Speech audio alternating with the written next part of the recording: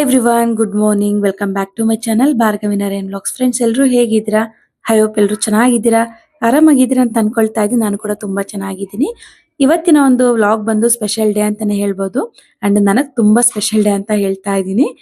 And ಇವತ್ತು ಬಂದು ಗುರು ಪೌರ್ಣಮಿ ಅಲ್ವಾ, ಸೊ ಬೆಳಗ್ಗೆನೆ ಬೇಗ ಇದ್ದು ಮನೆ ಕ್ಲೀನಿಂಗ್ ಎಲ್ಲ ಮಾಡ್ಕೊಳ್ತಾ ಇದ್ದೀನಿ. ಅಂಡ್ ಇವತ್ತು ಬೆಳಗ್ಗೆ 3:30ಗೆ ಎದ್ದೆ. ಸ್ವಲ್ಪ ಬೇಗ ಬೇಗ ಕೆಲಸಗಳನ್ನೆಲ್ಲ ಮಾಡ್ಕೊಂಡ್ಬೇಡ ಅಂತೇಳಿ. ಇನ್ನ 3:30ಗೆ ಆಚೆ ಬಂದ್ರೆ ಫುಲ್ ಚಳಿ ಚಳಿ ಆಗ್ತಾ ಇತ್ತು. ಇನ್ನ ಕೆಲಸ ಹಂಗೆ ಬಿಟ್ರೆ ಹಾಗೆ ನಿಂತೋಗ್ಬಿಡುತ್ತೆ ಅಂತೇಳಿ ಇನ್ನ ಮನೆ ಕ್ಲೀನಿಂಗ್ ಎಲ್ಲ ಔಟ್ ಸೈಡ್ ಒಳಗಡೆ ಎಲ್ಲ ಕ್ಲೀನಿಂಗ್ ಎಲ್ಲ ಮಾಡ್ಕೊಂಡು ಸ್ನಾನ ಮಾಡ್ಕೊಂಡು ಬೇಗ ಬಂದೆ. ಅಂಡ್ ಇವಾಗ ಸುಪ್ರಭಾತ ಹಾಕಿದ್ದೀನಿ.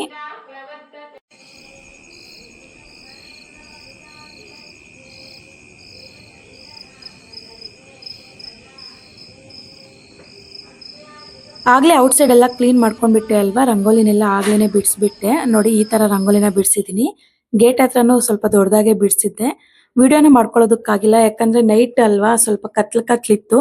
ಇನ್ನ ವಿಡಿಯೋ ಮಾಡ್ಕೊಂಡು ಕೂತ್ಕೊಂಡ್ರೆ ಪೂಜೆ ಆಗಲ್ಲ ಅಂತ ಹೇಳ್ಬಿಟ್ಟು ವಿಡಿಯೋ ಏನು ಮಾಡಿಲ್ಲ. ಇನ್ನ ಒಳಗಡೆ ಬಂದು ದೇವ್ರ ಮನೆಯಲ್ಲೆಲ್ಲ ಕ್ಲೀನ್ ಮಾಡ್ಕೊಂಡು ಇಟ್ಕೊಂಡಿದೀನಿ. ಇನ್ನ ಬೆಳಗ್ಗೆನೆ ಬೇಗ ಇದ್ದಿರೋದ್ರಿಂದ ದೇವ್ರ ಸಾಮಾನೆಲ್ಲ ಕ್ಲೀನ್ ಮಾಡ್ಕೊಂಡ್ಬಿಟ್ಟೆ. ಇನ್ನ ನಿನ್ನೆ ಮಂಗಳವಾರ ಅಲ್ವಾ, ದೇವ್ರ ಸಾಮಾನೆಲ್ಲ ನಾನು ತೊಳೆಯೋದಕ್ಕೆ ಹೋಗಲ್ಲ, ಶುಕ್ರವಾರ ಮಂಗಳವಾರ. ಸೊ ಬೆಳಗ್ಗೆನೆ ಎದ್ದಿರೋದ್ರಿಂದ ಇನ್ನ ದೇವ್ರ ಸಾಮಾನೆಲ್ಲ ಕ್ಲೀನ್ ಮಾಡ್ಕೊಂಡು ಇನ್ನ ಪೂಜಾ ರೂಮ್ ಎಲ್ಲ ಕ್ಲೀನ್ ಮಾಡ್ಕೊಂಡ್ಬಿಟ್ಟೆ. ಇನ್ನ ನಿನ್ನೆ ಅಷ್ಟೇ ನಮ್ಮ ಮನೆಯವರು ಹೂವು ಎಲ್ಲ ತಂದಿದ್ರು, ತುಳಸಿ, ಗುಂಡ್ಮಲ್ಗೆ ಹೂವು ಎಲ್ಲಾನು. ಇನ್ನ ಡೈರೆಕ್ಟ್ ಆಗಿ ದೇವ್ರಿಗೆ ಹಂಗೆ ಇಡಬಾರ್ದಲ್ವಾ, ಸೊ ಒಂದ್ ಬುಟ್ಟಿಗೆ ಹಾಕೊಂಡು ಕ್ಲೀನ್ ಆಗಿ ವಾಶ್ ಮಾಡ್ಕೊಳ್ತಾ ಇದೀನಿ ಹೂವನ್ನೆಲ್ಲ. ನನಗೆ ಇದೇ ತರನೇ ಅಭ್ಯಾಸ ಆಗೋಗ್ಬಿಟ್ಟಿದೆ ತುಂಬಾ ವರ್ಷಗಳಿಂದ. ಸೊ ಇದೇ ತರನೇ ನಾನು ವಾಶ್ ಮಾಡ್ಕೊಳ್ತೀನಿ. ಅಂಡ್ ಎಲ್ಲ ಕ್ಲೀನ್ ಮಾಡ್ಕೊಂಡಿದ್ದೆ ಅಲ್ವಾ ದೇವ್ರ ಮನೆಯಲ್ಲೆಲ್ಲಾನು. ಇನ್ನ ಹೂವು ಇಟ್ಟು ಅಲಂಕಾರ ಎಲ್ಲ ಮಾಡ್ಕೊಳ್ತಾ ಇದೀನಿ. ಅಂಡ್ ನಾನಿವತ್ತು ಬಾಬಾರವ್ರಿಗೆ ಅಭಿಷೇಕ ಮಾಡೋಣ ಅಂತ ಅನ್ಕೊಂಡೆ. ಸೊ ಎಲ್ಲ ಜೋಡಿಸಿಟ್ಕೊಂಡೆ. ನೋಡಿ, ತುಳಸಿನ ಇಟ್ಬಿಟ್ಟು ಅಭಿಷೇಕನ ಮಾಡ್ಕೊಳ್ತಾ ಇದ್ದೀನಿ.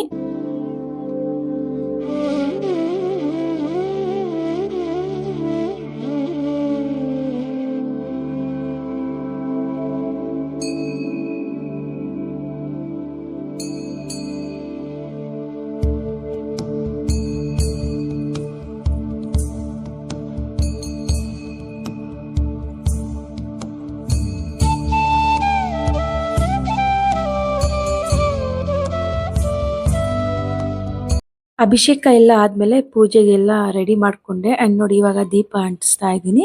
ಕೆಲವೊಬ್ರು ಪೂಜೆನೆಲ್ಲ ಮಾಡಾದ್ಮೇಲೆ ಅಭಿಷೇಕನ ಮಾಡ್ತಾರೆ, ಬಟ್ ನನ್ಗದು ರೈಟ್ ಆರ್ ರಾಂಗೋ ಗೊತ್ತಿಲ್ಲ. ಬಟ್ ನಾನ್ ಬಂದು ಈ ತರ ಅಭಿಷೇಕ ಆದ್ಮೇಲೆನೆ ನಾನು ಪೂಜೆನೆಲ್ಲ ಮಾಡ್ಕೊಳ್ತೀನಿ. ಒಬ್ಬೊಬ್ರು ಯಾವ ತರ ಮಾಡ್ತೀರಾ ಅಂತ ಹೇಳಿ ನಂಗೆ ಕಮೆಂಟ್ ಸೆಕ್ಷನ್ ಕಮೆಂಟ್ ಮಾಡಿ.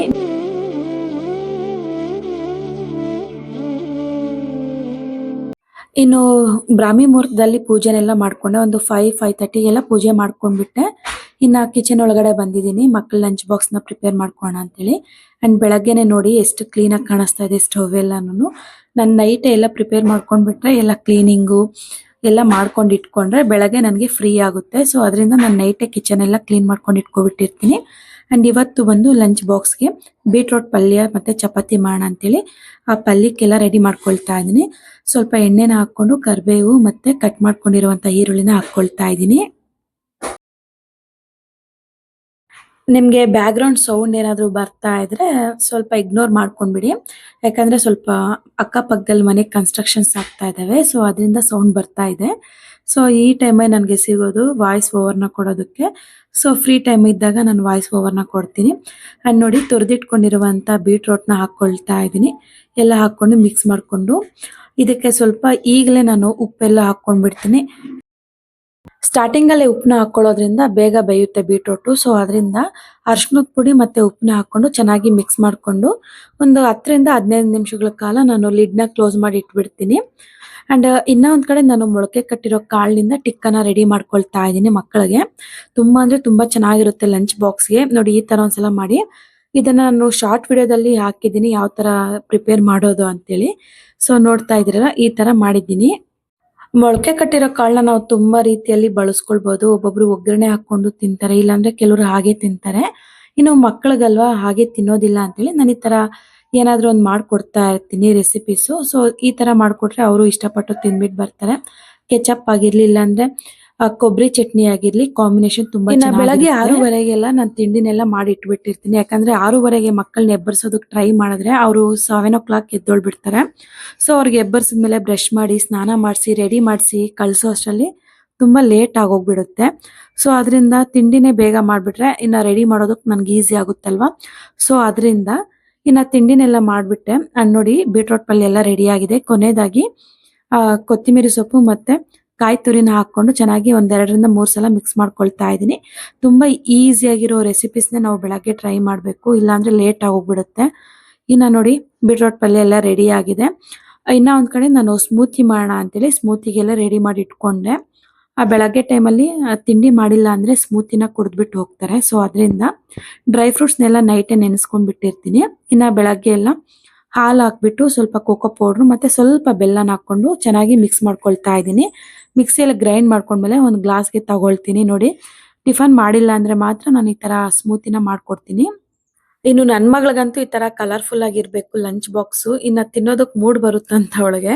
ಹೇಳ್ತಾನೆ ಇರ್ತಾಳೆ, ಮಮ್ಮಿ ಈ ತರ ಕಲರ್ಫುಲ್ ಆಗಿದ್ರೆ ನನಗೂ ತಿನ್ನೋದಕ್ಕೆ ಇಷ್ಟ ಆಗುತ್ತೆ ಮಮ್ಮಿ, ಎಲ್ಲ ತಿನ್ಬಿಟ್ಟು ಬರ್ತೀನಿ, ಎಲ್ಲ ಖಾಲಿ ಮಾಡ್ಬಿಟ್ಟು ಬರ್ತೀನಿ ಅಂತಾಳೆ. ಒಂದೊಂದ್ಸಲ ಒಂದೇ ಏನಾದ್ರು ಹಾಕಿ ಕಳ್ಸಿದ್ರೆ ಚಪಾತಿ ಚಟ್ನಿ ಇಲ್ಲಾಂದ್ರೆ ಏನಾದ್ರು ಒಂದೇ ಐಟಮ್ನ ಹಾಕಿ ಕಳ್ಸಿದ್ರೆ, ಏನ್ ಮಮ್ಮಿ ನನ್ಗೆ ಇಷ್ಟ ಇಲ್ದಿರೋ ತರಾನೇ ಹಾಕಿ ಕಳಿಸ್ತೀಯಾ, ಸಿಂಗಲ್ ಸಿಂಗಲ್ ಏನು ಹಾಕಿ ಕಳಿಸ್ಬೇಡ ಮಮ್ಮಿ, ಒಂಥರ ಕಲರ್ಫುಲ್ ಆಗಿ ಹಾಕಿ ಕಳ್ಸು, ನಾನು ತಿನ್ಬಿಟ್ಟು ಬರ್ತೀನಿ ಅಂತ ಹೇಳ್ತಾ ಇರ್ತಾಳೆ. ಸೊ ಅದರಿಂದ ಎಲ್ಲ ಕಲರ್ಫುಲ್ ಆಗಿ ಹಾಕಿ ಕಳಿಸ್ತೀನಿ ಲಂಚ್ ಬಾಕ್ಸ್ಗೆ. ಇನ್ನು ಮಕ್ಕಳನ್ನ ಸ್ಕೂಲಿಗೆ ಕಳಿಸ್ಬಿಟ್ಟು ನಾನು ಇಲ್ಲಿ ಕಾಫಿ ಮಾಡ್ಕೊಂಡು ಕುಡಿತಾ ಇದ್ದೀನಿ. ಅಮ್ಮಂದ್ರಿಗೆ ಮಕ್ಳಿದ್ದಾಗ ಎಷ್ಟು ಕೆಲಸ ಇರುತ್ತೋ ಮಕ್ಕಳು ಸ್ಕೂಲ್ಗೆ ಹೋದ್ಮೇಲೆ ಡಬಲ್ ಕೆಲಸ ಇರುತ್ತೆ. ಸೊ ಮಕ್ಕಳನ್ನ ಸ್ಕೂಲಿಗೆ ಕಳಿಸ್ಬಿಟ್ಟು ಇನ್ನು ಕಿಚನ್ ಎಲ್ಲ ಆಗೇ ಬಿಟ್ಟಿದ್ದೆ. ಇನ್ನು ಕ್ಲೀನಿಂಗ್ ಎಲ್ಲ ಮಾಡಿಕೊಂಡು ಚಿಕ್ಕ ಪುಟ್ಟ ಕೆಲಸಗಳೆಲ್ಲ ಇತ್ತು, ಅದನ್ನೆಲ್ಲ ಮಾಡ್ಕೊಳ್ಳೋ ಅಷ್ಟರಲ್ಲಿ 12:30 ಆಗೋಗ್ಬಿಟ್ಟಿತ್ತು. ಇನ್ನು ಮಗನಿಗೆ ಸ್ಕೂಲಿಂದ ಕರ್ಕೊಂಡು ಬಂದು ಅವನ್ನ ರೆಡಿ ಮಾಡಿಸ್ಕೊಂಡು ಇನ್ನು ಮನೆ ಹತ್ರನಿರೋ ಒಂದು ಬಾಬಾ ಟೆಂಪಲ್ಗೆ ಬಂದಿದ್ದೀನಿ. ಇನ್ನು ಬೆಳಗ್ಗೆನೆ ಸತ್ಯನಾರಾಯಣ ಪೂಜೆ ಎಲ್ಲ ಮಾಡಿದ್ರಂತೆ ದೇವಸ್ಥಾನದ ಹತ್ರ. ನೋಡಿ ಎಷ್ಟು ಚೆನ್ನಾಗಿ ಅಲಂಕಾರ ಎಲ್ಲ ಮಾಡಿದ್ದಾರೆ.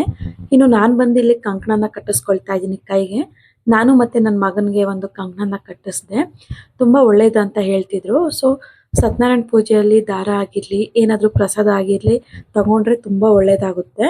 ಇನ್ನು ಪ್ರಸಾದ ಮತ್ತೆ ದಾರನೆಲ್ಲ ಕಟ್ಟಿಸ್ಕೊಂಡು ಇನ್ನು ಬಾಬಾ ಟೆಂಪಲ್ ಒಳಗಡೆ ಬಂದಿದ್ದೀವಿ.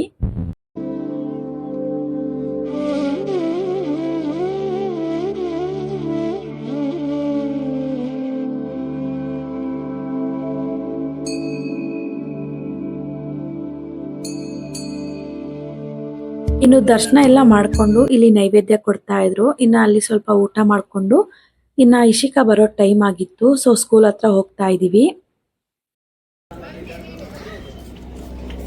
ಫ್ರೆಂಡ್ಸ್ ದೇವಸ್ಥಾನಕ್ಕೆ ಹೋಗಿ ನಮಸ್ಕಾರ ಹಾಕೊಂಡು ಬರೋ ಅಷ್ಟರಲ್ಲಿ 3:30 ಆಯಿತು. ಆ್ಯಂಡ್ ಇವಾಗ ಇಶಿಕಾಗೆ ಬಿಡೋ ಟೈಮ್ ಸ್ಕೂಲು. ಸೊ ಇವಾಗ ಸ್ಕೂಲ್ ಹತ್ರ ಬಂದಿದ್ದೀವಿ ಇಶಿಕಾನ ಕರ್ಕೊಂಡು ಹೋಗೋಕ್ಕೆ. Wow super. ಹೌದಾ ಅದಮ್ಲೆ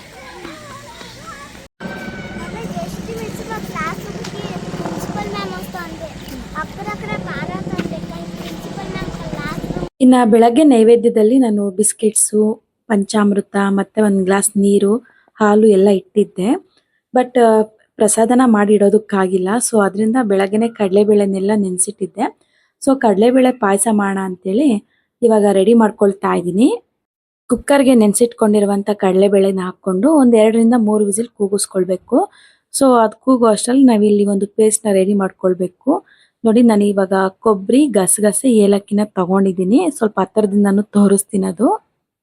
ಇನ್ನೊಂದು ಕಡೆ ಒಂದು ಬಟ್ಲಲ್ಲಿ ಅಕ್ಕಿನ ನೆನೆಸ್ಕೊಂಡಿದ್ದೀನಿ. ಒಂದು ಅರ್ಧ ಗಂಟೆ ನೆನೆಸ್ಕೊಂಡ್ರೆ ಸಾಕು. ನೋಡಿ ಅಕ್ಕಿ ಒಂದು ಇಡೀ ಆಗುವಷ್ಟು ತಗೊಂಡಿದ್ದೀನಿ.